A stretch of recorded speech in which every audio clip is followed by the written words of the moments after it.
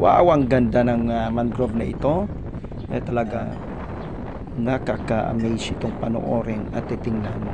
Anyway, patungkol po sa mangrove ay ito po yung tatawag po nating mga tropical na halaman na inangkop sa maluwag o basang mga lupa, tubig, alat at panapanahong nilulubog ng tubig.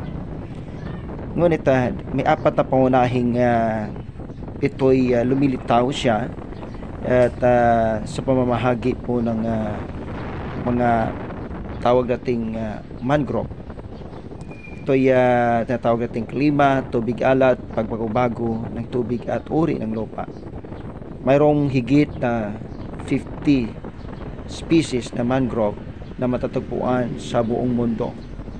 Ngunit nakikita natin yung pinakamaganda sa kanya, yung kanyang ugat na matibay, na kumakapit kahit malambot yung lupa. O anumang klaseng hangin na malakas na hangin talagang o alon ng tubig ay kailanman ay di siya natutumba. Kaya sana po ay tayong maging tulad dito, na katulad na kay gandang tingnan na tayo mga Kristiyano ay magkita. Sana po ay tingnan natin ang kahulugan ng mangrove at i-apply po natin sa ating sarili upang tayo magkaroon po ng pundasyon sa pamagitan po ng salita ng Panginoon, na kahit ano pang mga hangin o problema na dumating sa ating buhay ay mananatili po tayong magtitiwala sa ating Panginoon. Yun po ang mangrove, at sana po ay maging tunay tayong Kristiyano na lagi nagtitiwala sa Diyos.